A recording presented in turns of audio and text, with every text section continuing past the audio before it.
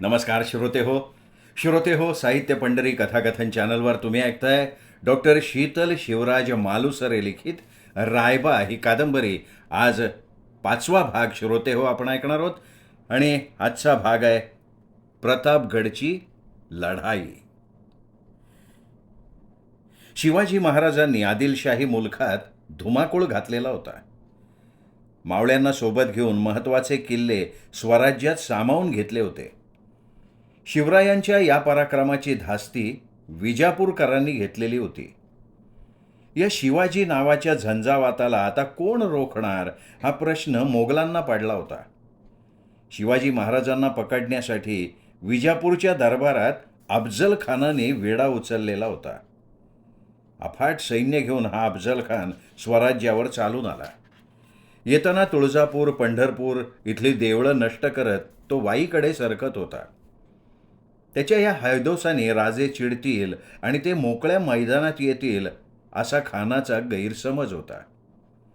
राजे मुत्सद्दी होते.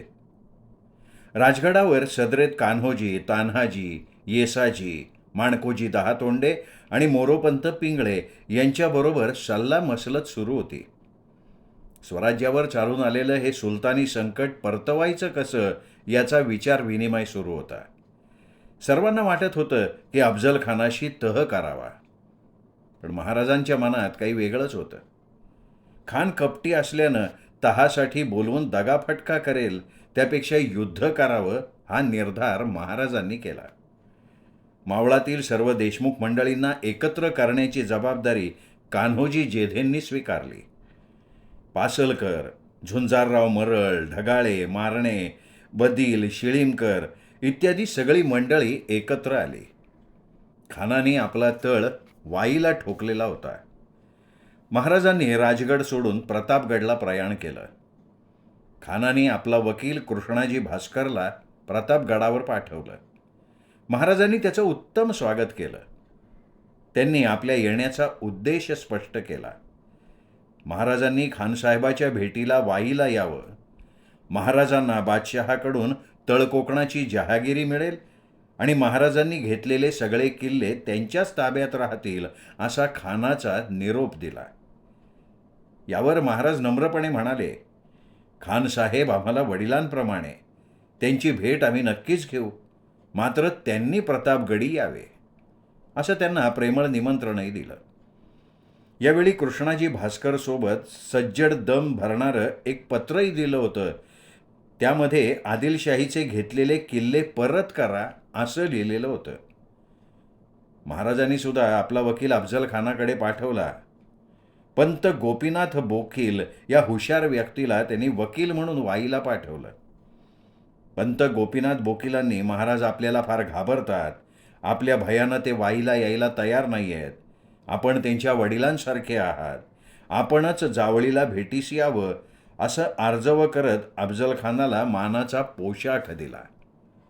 अफजल खान जावळीला भेटायला यायला तयार झाला. भेटीचं ठिकाण प्रतापगडाच्या पायथ्याशी ठरलं.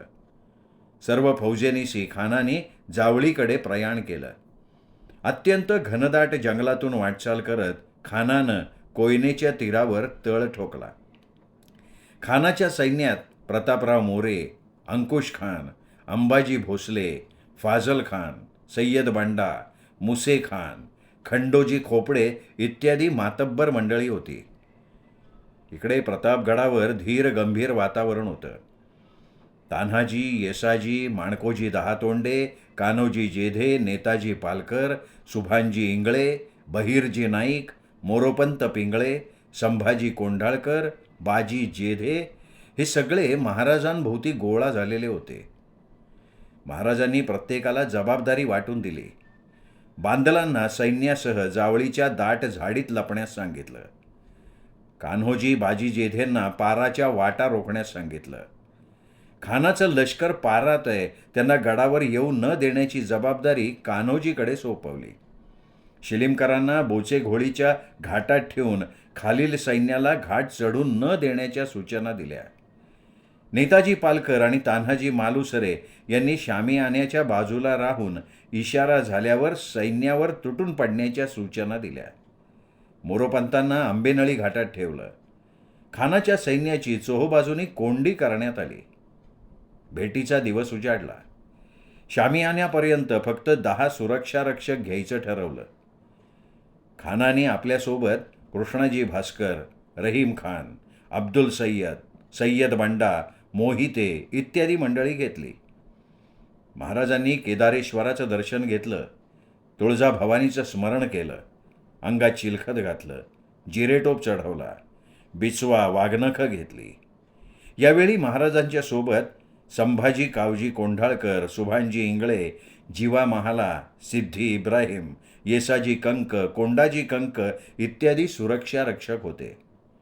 ठरल्याप्रमाणे अफजल खानाने महाराजांना आलिंगन देण्याच्या बहाण्यानं त्यांची मान बगलेतच दाबली आणि कट्यारीचा वार केला. सर्रकन कट्यार चिखलावरून सरकत गेली.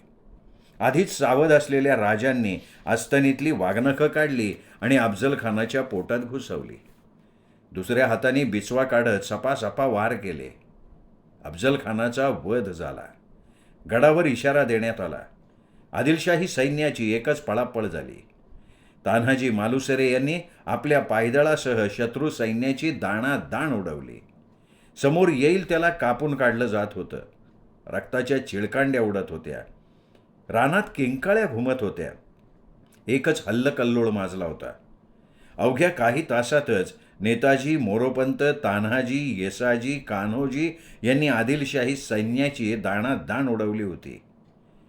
या लढाईत तान्हाजींनी आपली कर्तबगारी दाखवत शत्रू सैन्याला पाणी पाजलं होतं. अफजल खान वध ही एक स्वराज्यात घडलेली एक आगळीच घटना महाराजांच्या मुत्सद्देगिरीची, चाणाक्षपणाची साक्ष देणारी. शिवरायांच्या नेतृत्वाच्या तेजाचंच मावळ्यांचं कर्तृत्व झळाळत होतं. म्हणूनच तर जीवाला जीव देणारे मावळे स्वराज्यामध्ये होते. प्रत्येकाला त्याच्या अस्तित्वाची जाणीव महाराजांनी करून दिली होती. कौतुकाची थाप पाठीवर दिली, जबाबदारीची जाणीव करून दिली. म्हणून तर तळ हातावर शीर घेऊन लढणाऱ्या मावळ्यांची साथ त्यांना लाभली होती. स्वतःच्या रक्ताच्या सिंचनानं स्वराज्याची सीमा विस्तारण्यासाठी चढाओढ लागलेली होती. प्रत्येक मोहिमेत याचाच प्रत्यय येत होता. प्रतापगडाच्या लढाईनंतर महाराजांनी नेताजी पालकरांना आदिलशाही ठाणी घेण्याच्या आज्ञा केल्या. सोबत तान्हाजी मालुसरेंना नेण्याची आज्ञा करण्यात आली. अफजल खानाने घेतलेले शिरवळ वाई प्रांत स्वराज्यात दाखल करण्यात आले. त्यानंतर त्यांनी मोर्चा वळवला बादशाही मुलखात. मराठ्यांच्या तलवारी तळपत होत्या. बाहूत स्फुरण चढलं होतं. पराक्रमासाठी मावळे आतुर झालेले होते. एक एक ठाणी स्वराज्यात दाखल होत होती. महाराज स्वतः सातारा प्रांतात उतरले होते. चंदन वंदन किल्ले कब्ज्यात आले. मराठ्यांनी मायणी, खटा, वाळवे, आष्टी, मसूर, कराड ही ठाणी स्वराज्यात घेतली. अहो काका, आम्हाला माहीतच नव्हतं प्रतापगडाच्या लढाईत तान्हाजी मालुसरे होते. त्याचं काय आहे रायबा, इतिहास लोकांपुढे आलाच नाही. सिंहगडापुरताच मर्यादित राहिला. म्हणून तर हा सगळा खटाटोप शीतलताई करतायत. शीतलताई त्यासाठीच प्रयत्न करतायत की खरा इतिहास लोकांना समजला पाहिजे. हो ना ताई? हो भाऊ. आणि आपण तो लोकांपर्यंत पोहोचवण्याचं तरी काम करूयात ना भाऊ. आपलं संशोधन फार मोठं आहे भाऊ. अजून इथे थांबायचं का पुढे निघायचं? आईसाहेब, इथेच अजून थोडा इतिहास, काही लढाया ऐकायच्या आहेत. खूप छान वाटतं आहे आम्हाला. हो की नाही दीदी? हो.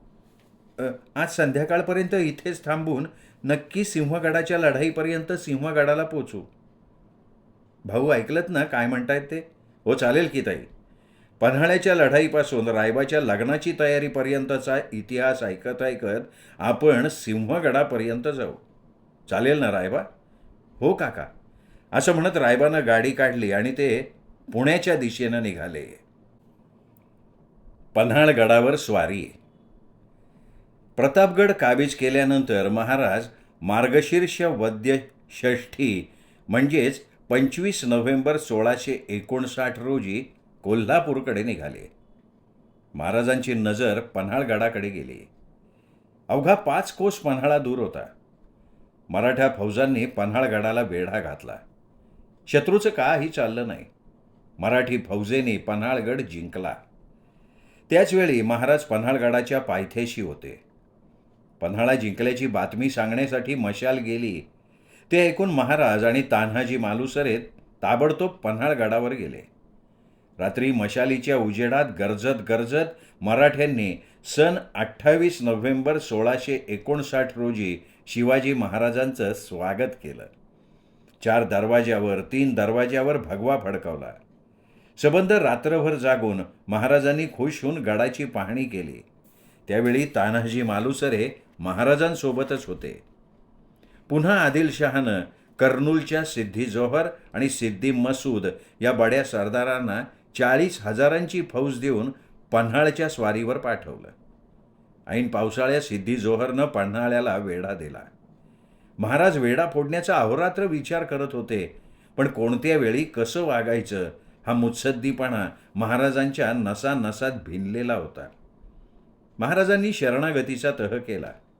सिद्दी जोहरला खलिता पाठवला. नजराणे आणि भेटी बघून सिद्दी जोहर खुश झाला. सिद्दी जोहरचा बळकट वेढा ढिल्ला पडला. 13 जुलै 1667 रोजी 600 मावळ्यांसह शिवाजी महाराज दिंडी दरवाज्यातून बाहेर पडले. या कार्याची जबाबदारी शिवा काशीद आणि बाजीप्रभू देशपांडे यांनी पार पाडली, ती स्वतःच्या जीवाची पर्वा न करता. काशिदांचे शिवा प्रति शिवाजी म्हणजे शिवाजी महाराज बनून लढले. साधी गोष्ट नाहीये बरं ही. स्वतःचं मरण समोर दिसत असताना मरणाला स्वखुशीनं मिठी मारणारे मावळे पाहायचे ना, ते छत्रपतींच्याच राज्यात. छत्रपतींसारखे रूप लाभलेले शिवा काशीद महाराजांचा पोशाख घातल्यानंतर हुबेहूब महाराजांचंच प्रतिरूप. समोर प्रत्यक्ष मरण दिसत असतानाही महाराजांचा पोशाख काही काळापुरता तरी अंगावर चढवायला मिळाला, यातच समाधान मानत अत्यंत तेजस्वीपणे मरणाला कवटाळणारा मावळा. असा मावळा जन्मावा तो शिवाजी महाराजांच्या शिवशाहीतच. सिद्दी मसूद आणि शिवा काशीद यांच्यामध्ये लढाई झाली. जेव्हा शिवाजी महाराज विशाळगडावर सुरवेची फौज फोडून पोहोचले आणि तोफांचा आवाज कानावर पडला, तेव्हाच बाजीप्रभूंनी प्राण सोडला. धडावर शिर नसताना तोफांच्या आवाजाच्या प्रतीक्षेत लढणारा हा मर्द मावळा शिवरायांप्रती किती कर्तव्यनिष्ठ, स्वराज्यनिष्ठ होता, याचंच हे उदाहरण. माझ्या शरीराच्या चिंधड्या झाल्या तरी चालतील, पण महाराज गडावर सुखरूप पोचले पाहिजेत, ह्याच जबरदस्त इच्छाशक्तीनं लढण्याचं बळ म्हणून तर प्राप्त झालं. पावनखिंड आजही बाजीप्रभू देशपांडेंच्या जाज्वल्य स्वराज्य भक्तीची साक्ष आहे. काका, मग यावेळी तान्हाजी मालुसरे कुठे होते? दिव्यानीताई जिजाऊ मासाहेबांच्या सोबत. काका, हो इतिहास ऐकताना अंगावर शहारे येतात हो. अंकिता म्हणाली, काका पुढे सांगा ना. कारतलब खानाचा पराभव. औरंगजेब बादशहानं शिवरायांच्या कारवाया रोखण्यासाठी मोगल सरदार आणि औरंगजेबाचा मामा शाहिस्ते खान याला स्वराज्यावर पाठवलं. त्याच्यासोबत कारतलब खान आणि राय बाघनसारखी कर्तबगार मराठा महिला पाठवली. या दोघांना कोकण भाग ताब्यात घेण्यासाठी पाठवलं. 30,000 सैन्यासह त्यांना कोकण स्वारीवर पाठवलं होतं. शिवाजी राजांनी मुघल सैन्य कोकणामध्ये उतरेपर्यंत काही केलं नाही. कारतलब खानानं आपली फौज लोहगडापासून तुंगारण्यात वळवली. अत्यंत घनदाट जंगलातनं ही फौज चालली होती. बिकट वाट असलेल्या डोंगरातून जन्मात डोंगर न पाहिलेल्या सैनिकांना चालून चालून जीव नकोसा झालेला होता. राजगडावर महाराजांनी नेताजीला बोलवून घेतलं. सोबत 1,000 मावळा जय्यत तयारीत होता. सोबत तान्हाजी, पिलाजीसारखे आडदांड गडी आणि स्वतः महाराज देखील होते. उंबरखिंडीत महाराजांनी अगोदरच सैन्य लपवून ठेवलं होतं. तुंगारण्यात शत्रू सैन्य येईपर्यंत महाराजांचे कावेबाज सैनिक गप्प बसले. उंबरखिंडीजवळ खान येताच लपून बसलेलं सैन्य झाडीतून बाहेर पडलं. प्रति शिवाजी समजल्या जाणाऱ्या नेताजी पालकरांनी आघाडी घेऊन कापाकापीला सुरुवात केली, तर दुसऱ्या बाजूने तान्हाजी मालुसरेंनी लांडगे तोड करायला सुरुवात केली.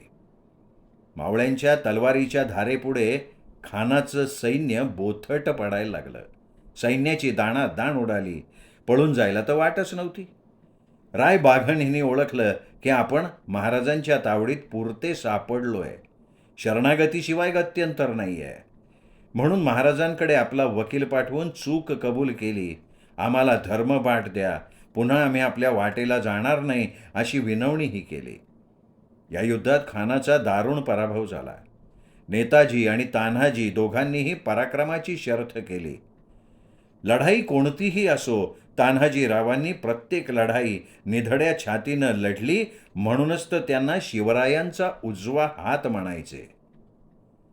काका, पण मला सांगा, हे सह्याद्रीचे कडे, उंचच्या उंच डोंगर, त्यावर गड किल्ले बांधायची ही कल्पना आहे ना, हीच कल्पनेच्या पलीकडची आहे. आपण गाडीनी चढताना दमतो, तेव्हा कसे घोड्यावर स्वार होऊन, नाही का, कसलं भारी होतं ना सगळं. रायबा बोलत होते ते ऐकताच नलावडे बोलले, रायबाजी म्हणतात ना, झपाटलेली माणसंच इतिहास घडवतात. तसेच अगदी तसेच हे मावळे झपाटलेले होते बघा स्वराज्यासाठी. आता तुमच्या कोकणचा इतिहास बघूया. श्रोते हो, आपणही कोकणचा इतिहास ऐकणार आहोत, पण तो उद्याच्या भागात. उद्या ऐकूयात 6वा भाग डॉक्टर शीतल मालुसरे लिखित रायबा या कादंबरीचा. भेटूयात उद्या साहित्य पंढरी कथाकथन चॅनलवर. नमस्कार.